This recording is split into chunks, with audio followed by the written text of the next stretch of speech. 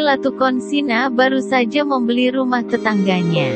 Hal itu diceritakan Prilly Latukonsina dalam kanal YouTube Nikita Willy, Jumat tanggal 28 Mei tahun 2021. Pasalnya, Prilly Latukonsina tidak suka punya rumah yang berdekatan dengan tetangganya.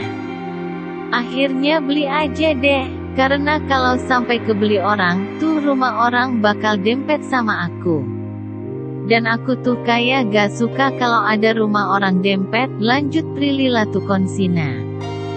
Setelah membeli hunian tetangga, Prilly mengaku bingung untuk mengelolanya. Akhirnya oleh sang ibu, lahan tersebut dijadikan kebun.